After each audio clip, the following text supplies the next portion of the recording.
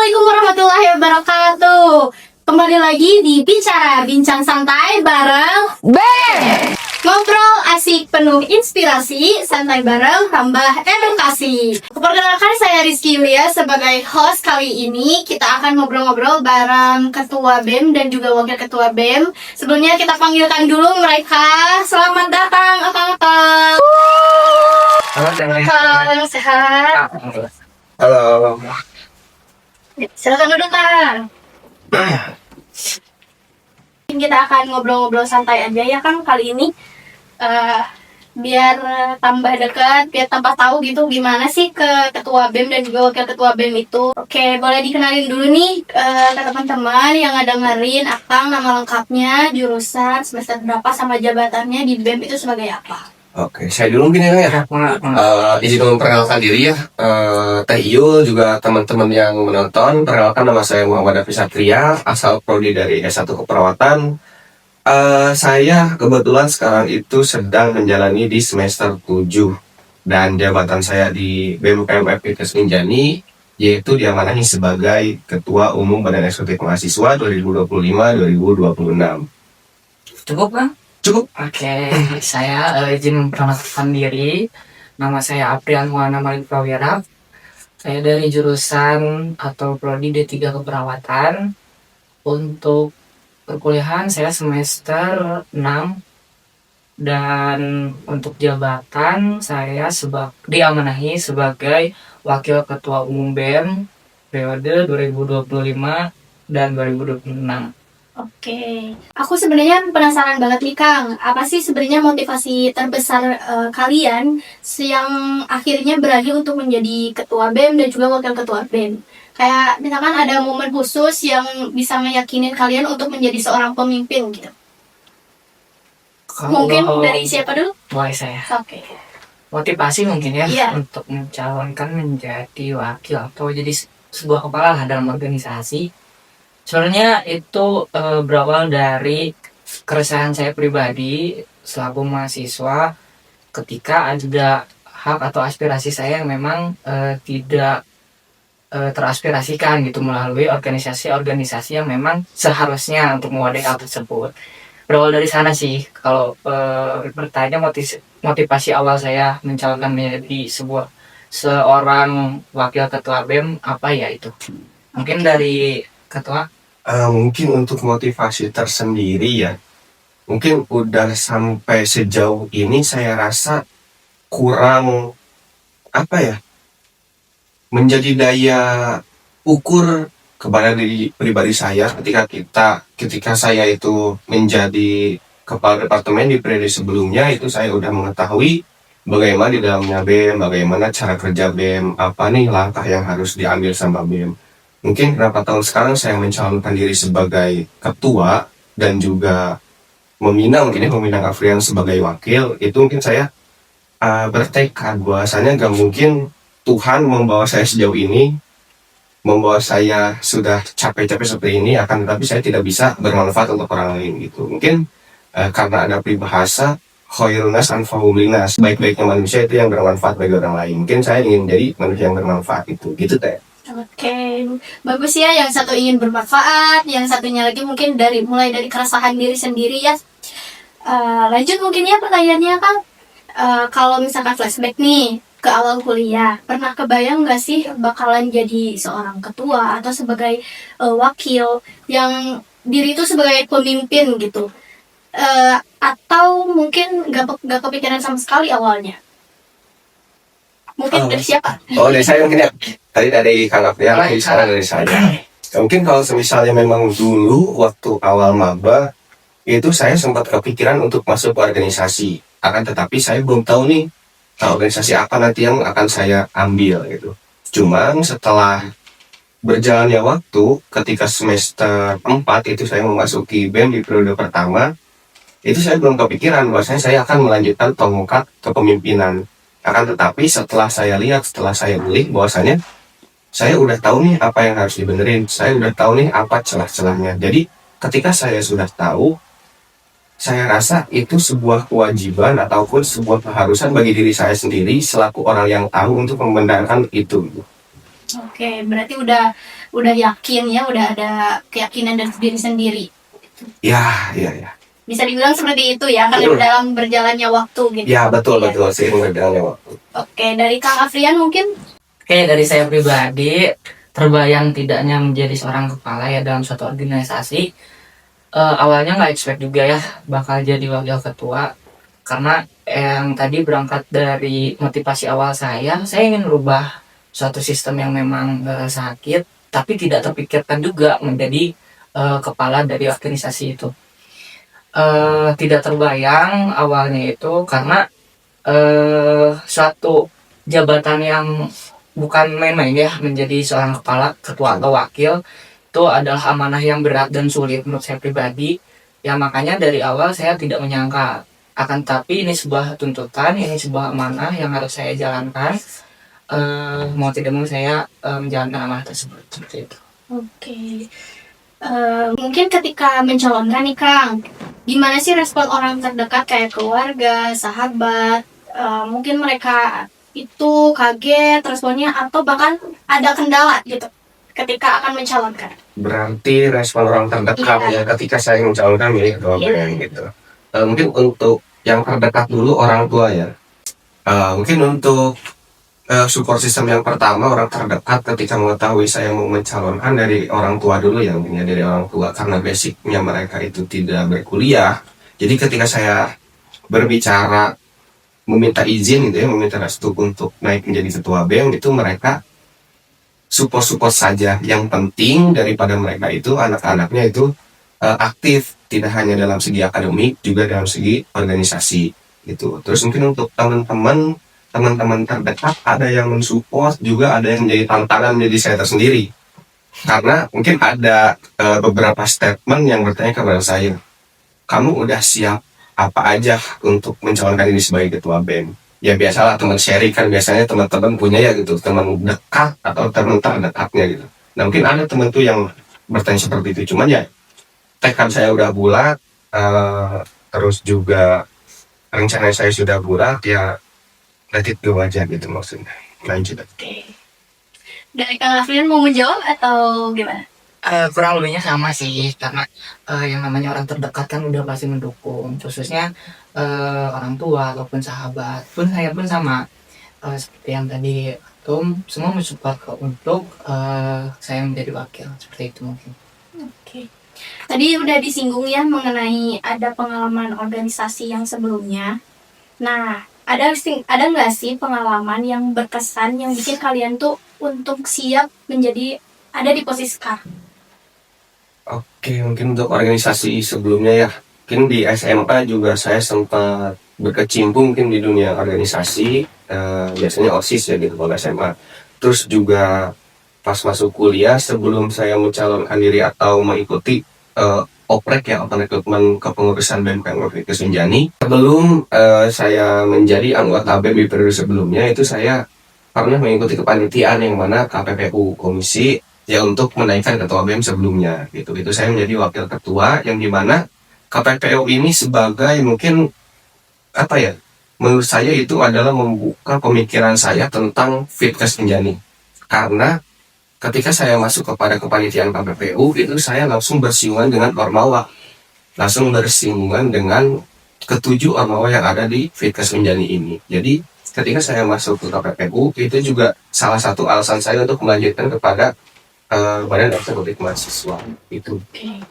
Mungkin dari pengalaman juga ya, udah banyak pengalaman dari SMA mungkin ya, dan juga pengalaman dari sebelumnya ikut KPPU tersebut. Jadinya kayak semakin berjalannya waktu semakin siap untuk menjadi seorang pemimpin gitu ya. Oke, kalau dari Kang Afrian gimana nih? Ada tambahan atau enggak? Cukup sih. Oke.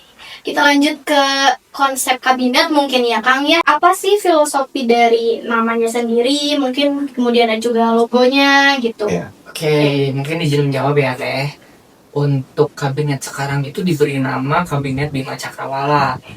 Itu tidak semena-mena diberi nama demikian. Kenapa? Dari kata Bima aja itu melambangkan keberanian dan kekuatan. Lalu untuk cakrawalanya sendiri itu mengandung filosofi tidak terbatas atau luas. Jadi yang namanya nama itu suatu pengharapan ya, atau bisa dibilang doa gitu. Jadi saya menginginkan kabinet sekarang itu ya kabinet yang memang berani, kuat, dan luas, tidak terbangkas gitu untuk dari segi memperdalam potensi dari mahasiswanya, baik itu akademik maupun non akademik. Itu untuk nama.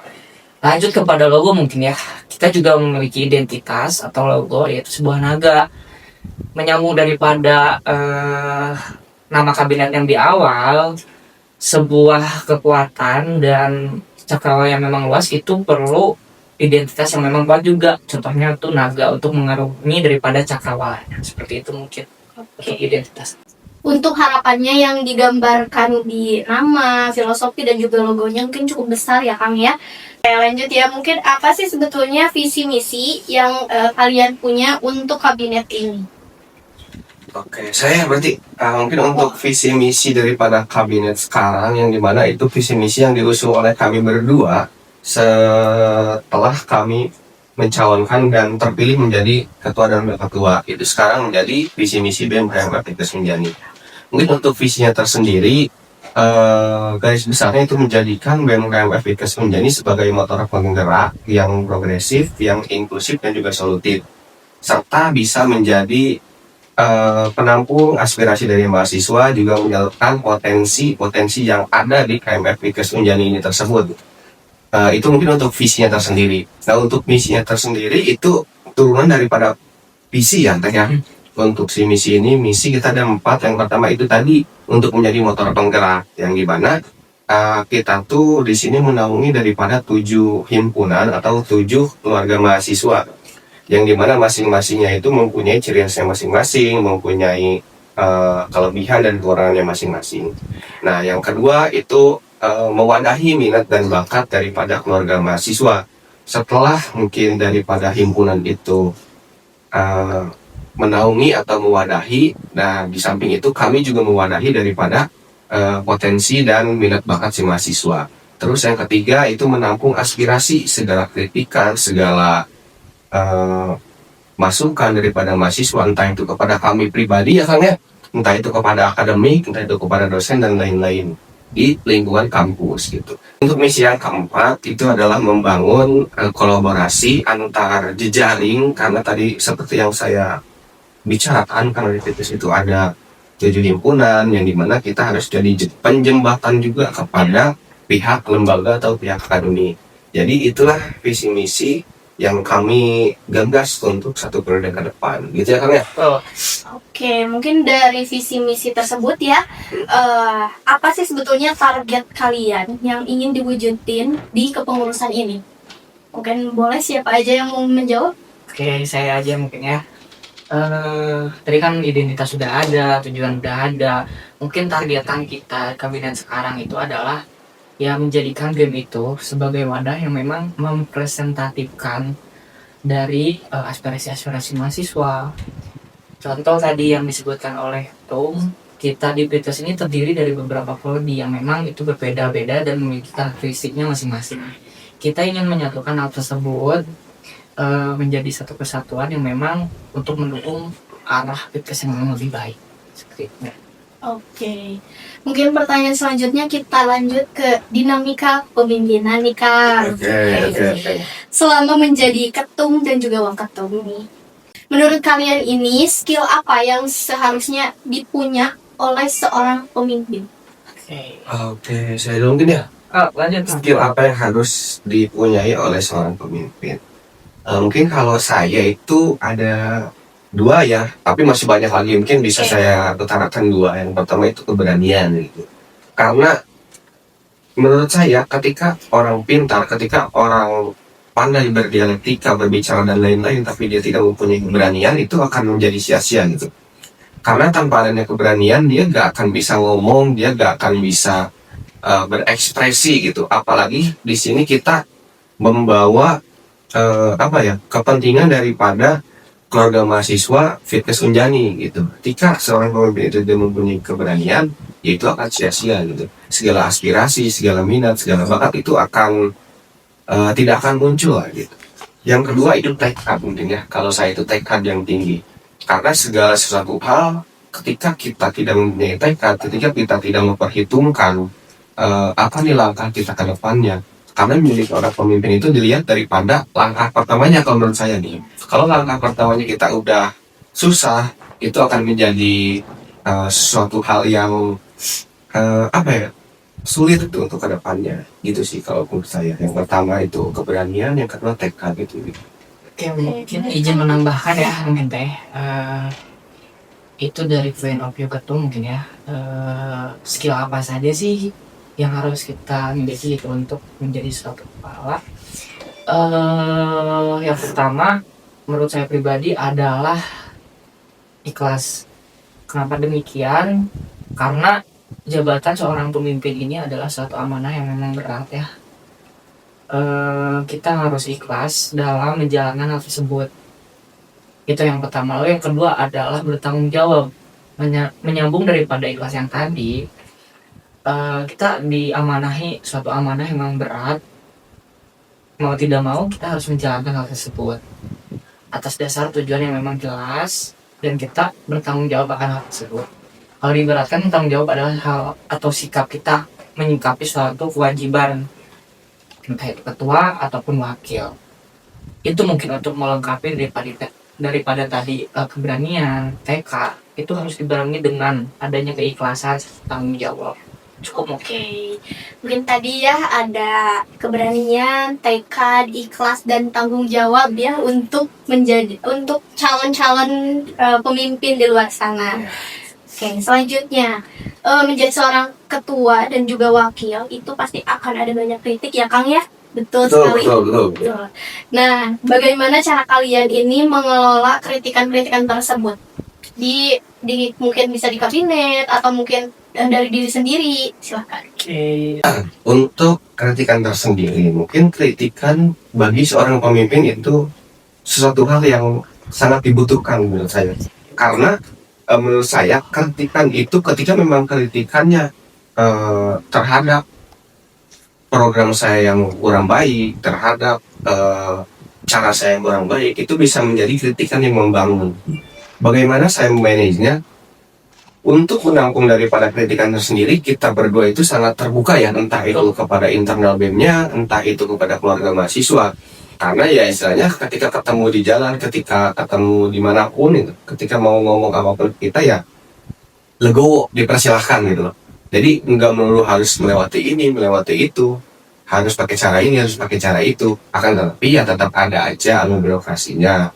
Ada aja kritikan yang masuk lewat kotak aspirasi, terus lewat program-program klimaks yang diadain oleh tim pengkajian kita atau caster kita, itu yang langsung kita juga ada gitu. Cuman untuk mengolah-olah daripada kritikannya itu, mungkin menurut saya kritikan itu sangat dibutuhkan guna ya istilahnya biar kita tahu nih kekurangan kita apa, biar kita tahu apa yang harus diperbaiki daripada segi kepemimpinan kita gitu paling kalau dari saya.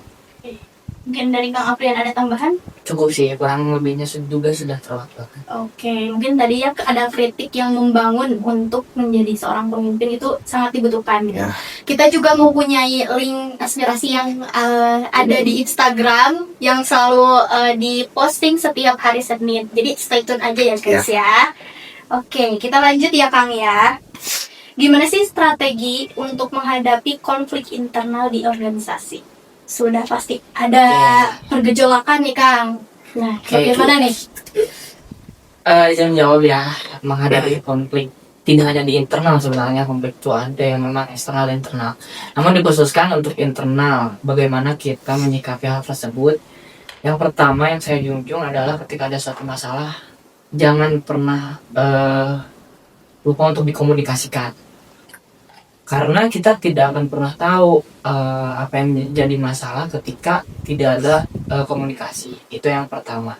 Setelah adanya komunikasi antara pihak terkait yang memang bermasalah, itu dimediasikan, dipertemukan yang memang apa yang jadi masalah, lalu kita cari solusinya bersama-sama untuk penanganan dari masalah tersebut. Itu sih sebenarnya langkah-langkah, mulai dari mengkomunikasikan, lalu memediasikan, lalu kita diskusikan apa yang menjadi solusinya untuk masalah tersebut. Itu mungkin untuk mengatasi masalah atau konflik di dalam internal maupun sebenarnya di luar juga sama halnya seperti itu. Cukup mungkin harus ada tambahan mungkin. Ya kurang lebih sama sih, ketika memang ada konflik yang terjadi, entah itu antar internal BEM-nya, entah itu dengan Ormawa, yang paling penting daripada cara penyelesaiannya itu adalah ya istilahnya paling bagus itu langsung ketemu gitu. Jangan sampai si masalah ini itu sampai berlarut-larut gitu, karena ketika memang ada satu masalah yang belum terselesaikan, ketika ada masalah baru, masalah yang lama itu bakal terlupakan. Akan tetapi itu tidak beres, itu malah menjadi istilahnya kayak masalah yang Lebih ke masalah konflik emosional ya mungkin ya. ya nantinya malah apa ya, ini di akhirnya itu gak akan benar lah gitu. Maksudnya harus diselesaikan dari awal. Oke. Mungkin selain itu juga perlu adanya keinginan untuk menyelesaikan ya, Ya. dari untuk melengkapi komunikasi tersebut ya Kang ya. Oke. Selanjutnya nih, karena ada komunikasi ya Kang ya, melanjut dari komunikasi tersebut, gimana sih untuk membuat anggota kabinet ini menjadi lebih nyaman? Strategi dari kalian itu apa yang diterapkan? Untung Strategi yang mungkin untuk menjaga daripada si anggota ini tetap nyaman untuk hidup berorganisasi mungkin ya. Salah satu caranya dari kami berdua, mungkin ini juga saya obrolkan kepada kepala-kepala departemen yang memegang anak-anak gitu ya. Itu ada yang namanya bonding kepada anak, yang dimana ketika rapat, terus ketika ada kegiatan itu kita tidak hanya di kampus saja. Bisa saja kita bawa rapatnya itu keluar atau ke outdoor lah gitu. Biar apa? Biar istilahnya pemikiran anak-anak itu tidak kaku atau tidak apa ya. Kan maksudnya kalau misalnya di luar dan di dalam ruangan, kalau menurut saya tuh suatu hal yang beda. Kalau di ruangan itu kan jatuhnya kayak formal banget nih. serius. Ya serius nih. Kalau misalnya di luar kan itu kita lebih ya fresh lah gitu. Terus juga bonding yang kita adakan setiap minggu ya Kang ya. Biasanya itu kita baru ngadain olahraga. Biasanya olahraga itu ya terserah anak-anak mau olahraga apa. Itu adalah salah satu cara kami untuk menjaga daripada kenyamanan si anak-anak di organisasi. Biar nggak suntuk lah gitu anak-anak. Biar nggak suntuk nih. Biar gak ada pemikiran, maksudnya BEM itu isinya cuma rapat. Nggak hanya gitu, maksudnya di samping daripada itu kita juga ada kegiatan yang dimana kita tuh nggak memikirkan soal program kerja kan, tapi kita ya biasa aja itu have fun dan lain-lain. Oke. Mungkin kurang lebihnya sama mungkin ya jawabannya, karena hal tersebut pasti dipikirkan oleh kedua belah pihak Ya, ya, betul. selaku ketua dan juga wakil. Pertanyaan selanjutnya mungkin ya, bagaimana caranya untuk menjaga keseimbangan antara kuliah dan juga tanggung jawab menjadi seorang ketua dan juga wakil ketua BEM gitu. Strategi apa mungkin yang diterapkan? Boleh? izin menjawab ya. Pertanyaan ini paling banyak sering ditanyakan. Kenapa demikian? Kan kita selaku mahasiswa ingin kuliah itu ya rata-rata ingin belajar gitu kan. Ada memang individu yang memang keluar dari zona nyaman, ikut turut juga dalam organisasi. Ya itu gimana? Maksudnya cara membagi antara kuliah, antara organisasi, antara kehidupan pribadi. Bahkan yang pertama kita diajarkan dalam organisasi itu yang namanya memanage waktu. Jadi kita bisa membeda-bedakan kapan kita harus berorganisasi, kapan kita harus fokus akan kuliah kita, kapan kita harus memenuhi daripada kebutuhan pribadi kita. Itu yang pertama, manajemen dari waktu. Lalu yang kedua, menentukan skala prioritas. Ini menurut saya cukup riskan juga. Kenapa? Karena menentukan skala prioritas itu tidak mudah, karena kita harus tahu apa nih yang sekarang harus didahulukan, entah itu organisasi, perkuliahan, atau kehidupan pribadi. Tapi itu berjalan berbarengan gitu. Kita selaku organisator, mahasiswa, dan diri pribadi. Seperti itu mungkin cukup. Oke, mungkin tergantung ke pribadi masing-masingnya lagi ya Kang ya, strategi yang diterapkannya. Kemudian juga kita juga cukup fleksibel untuk jam di BEM ini, karena kan menyesuaikan dari kuliahnya sendiri gitu ya Kang ya. Betul. Oke, kita lanjut ke dua pertanyaan terakhir mungkin ya Kang ya. Apa apa harapan terbesar kalian selaku ketua dan juga wakil di kabinet Bima Cakrawala ini selama 1 periode? Dari ketua dulu. Oke, harapan mungkin harapan apa yang saya harapkan untuk anak-anak dan juga kabinet sekarang gitu ya.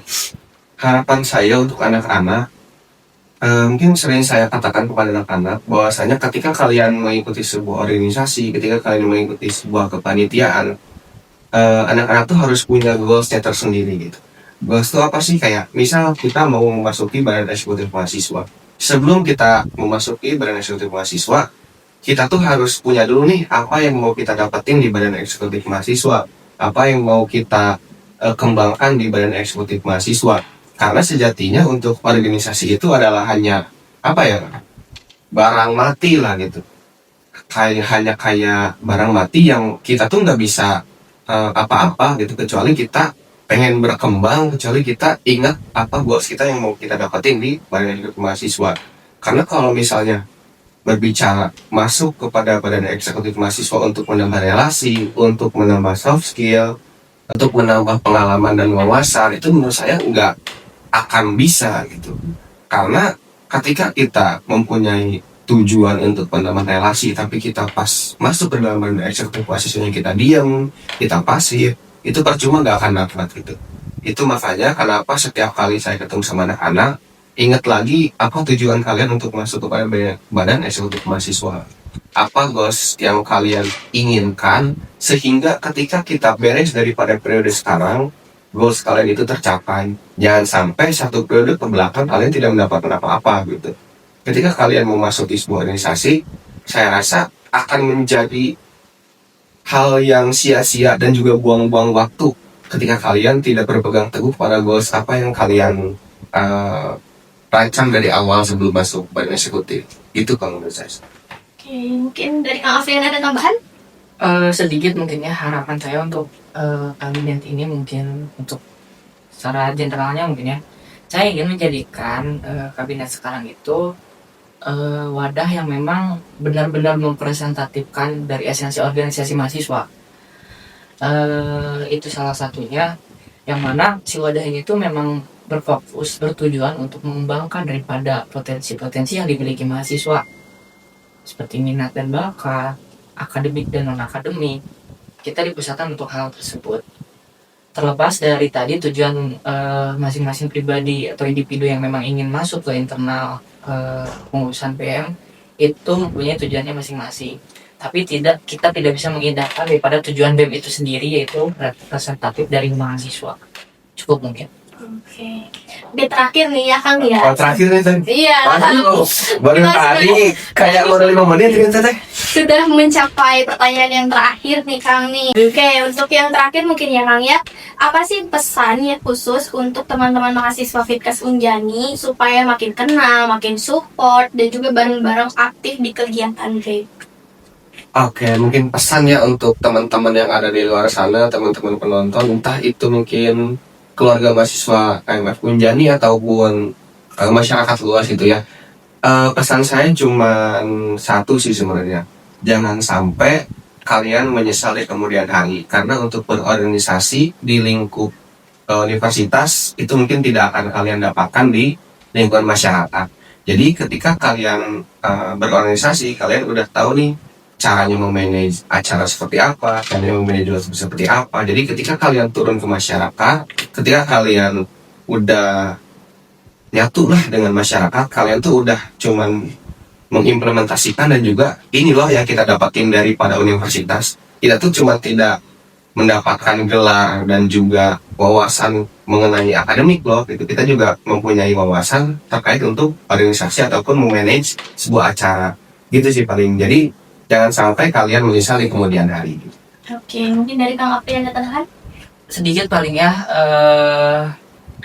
dari saya menyambung daripada tadi, betul, jangan sampai teman-teman melewatkan kesempatan untuk berorganisasi. Kenapa demikian? Karena itu akan berguna bagi kita pribadi di suatu saat nanti. Contoh saja, contoh kecilnya yang tadi kayak manage waktu, memprioritaskan sesuatu, itu sangat berguna, khususnya di dunia kerja yang mungkin itu mungkin cukup. Mungkin tambahan dikit lagi teh. Oke. Mungkin suka ada nih yang bilang, buat apa masuk organisasi gak dapat apa-apa. Nah itu adalah apa ya, poin penting ataupun ketika turun ke masyarakat, mungkin saya pernah ngedengar katanya, buat apa ikut organisasi, malah mengganggu pada perkuliahan, malah mengganggu ya dan lain-lain gitu. Menurut saya itu adalah buah daripada organisasi gitu. Ketika orang yang bilang seperti itu adalah orang yang berorganisasi, berarti dipertanyakan organisasi dia tuh seperti apa gitu. Karena menurut saya berorganisasi ataupun tidak itu balik lagi kepada personalnya masing-masing, bagaimana mereka menyikapi dan juga bagaimana mereka bergerak di dalam organisasi. Seperti itu cukup. Oke, gitu. Cukup apa ya, cukup berkesan mungkin ya pesan-pesan dari akang-akang ini. Nah, pertanyaannya udah habis nih Kang. Iya. Kita mungkin akan ada jargon. Oh jangan Ya, Oke. jargonnya adalah ngobrol asik, ngobrol asik, penuh inspirasi. inspirasi. Oke, santai bareng, Santai bareng, tambah edukasi. tambah edukasi. Oke, jadi ketika saya bicara BEM, ngobrol asik, penuh inspirasi, santai bareng, tambah edukasi, gitu. Oke, mungkin gerakannya aja boleh, oke, sama Oke. bicaranya boleh juga Oke. ya, Tang ya. Oke, oleh ya. Oke, bicara BEM, ngobrol asik, penuh inspirasi, santai bareng, tambah edukasi. Sampai ketemu lagi di next project. Bye bye.